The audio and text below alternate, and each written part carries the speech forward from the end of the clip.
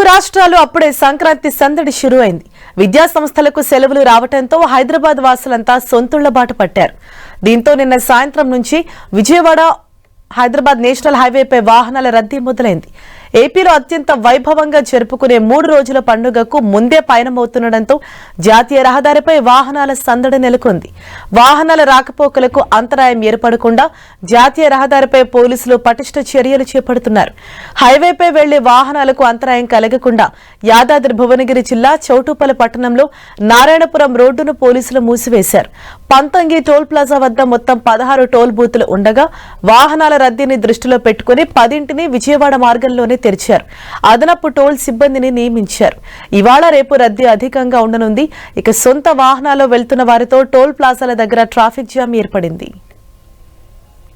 AP వాసులు సొంతూళ్లకు వెళ్తుండటంతో RTC బస్టాండ్లు, railway స్టేషన్లు కిక్కిరిసిపోతున్నాయి. మరోవైపు సొంత వాహనాల్లోనూ ప్రజలు స్వగ్రామాలకు బయలుదేరుతున్నారు.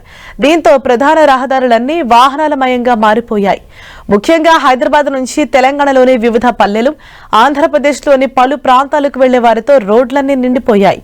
హైదరాబాద్ టు విజయవాడ 65వ జాతీయ రహదారి అయితే మరింత రద్దీగా మారింది. పంతంగి టోల్ గేట్ వద్ద వాహనాలు బారులు తీరాయి. దీంతో స్వగ్రామాలకు వెళ్లే వారికి ట్రాఫిక్ సమస్యగా మారిపోయింది. రద్దీ సమస్యను దృష్టిలో ఉంచుకుని ప్రయాణాలు చేయాలని సంబంధిత అధికారులు సూచిస్తున్నారు.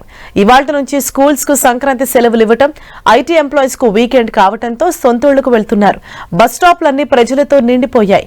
ఊర్లకు ఎప్పుడెప్పుడు వెళ్దామా అని జనం బస్సుల కోసం ఎదురు చూస్తున్నారు.